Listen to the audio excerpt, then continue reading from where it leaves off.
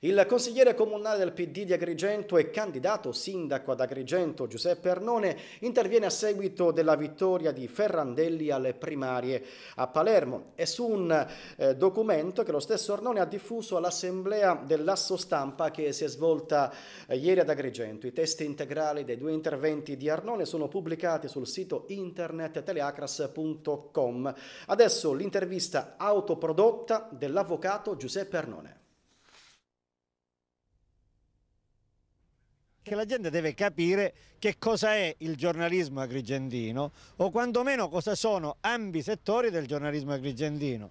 Il segretario provinciale dell'Asso Stampa, e in un posto civile queste sarebbero già vicende che porterebbero alle dimissioni, mi ha spiegato poco fa innanzi all'altro cronista del giornale La Sicilia, Fabio Russello, quindi l'accoppiata dei vertici del quotidiano La Sicilia, nonché dell'Asso Stampa, che al giornalista non interessa tutto. Russello diceva: io non voglio la tua lettera aperta, non mi interessa. Io ho risposto dicendo: caro Russello, al giornalista interessa tutto, perché deve adempiere a doveri di informazione nei confronti della cittadinanza. È intervenuto con la sua autorevolezza a tutto tondo il presidente dell'Asso Stampa, nonché capo del giornale La Sicilia, per dire che al giornalista non è vero che interessa tutto. Vi sono cose che al giornalista interessano, cose che non interessano. Quelle che riguardano Arnone non interessano. Io sfido Stelio Zaccaria ad un confronto televisivo dove vuole lui, in modo che chiariamo agli agrigentini cosa è l'Asso Stampa d'Agrigento, cioè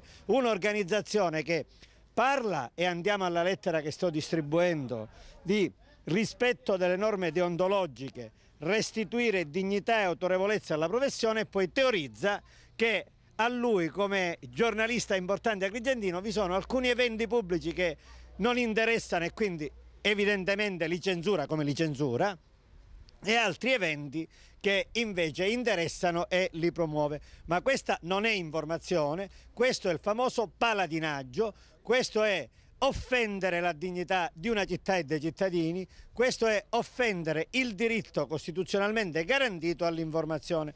Per cui il problema non è solo quello gravissimo del giornalista Franco Castaldo, che continua ad interferire nella campagna elettorale con menzogne e falsità a tonnellate ogni settimana, come dire, inquinando la mente delle persone con informazioni assolutamente fasulle. Se l'Asso Stampa avesse dignità, e ora vedremo se ha o non ha dignità, dovrebbe prendere posizione innanzi a queste vicende, cosa che fino ad oggi non ha fatto. Adesso, se l'Asso Stampa vuole essere una convendicola di Pulcinella travisati da giornalisti, lo faccia tranquillamente e discutano di deontologia professionale innanzi a fatti come quelli che con la mia nota stampa, col mio volantino che state vedendo, io oggi denunzio. Se invece l'Asso Stampa vuole avere una serietà, deve occuparsi delle continue violazioni che alcuni giornalisti, con in testa il suo segretario provinciale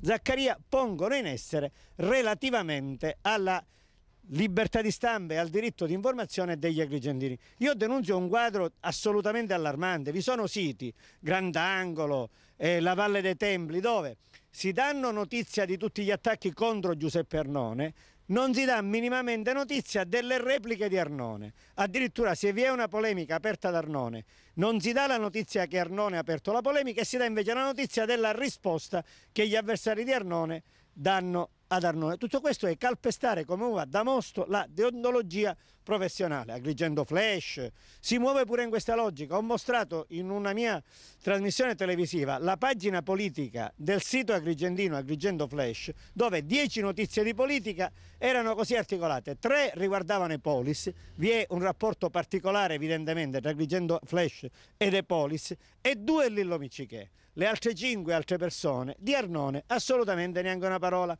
Lillo Miccichè attaccava Arnone, la replica di Arnone a Lillo Miccichè veniva bellamente censurata. Questo è il sito Agrigento Flash. Noi oggi siamo in campagna elettorale e quindi io ritengo che denunzierò con forza agli agrigentini la violazione delle regole deontologiche dei giornalisti durante la campagna elettorale.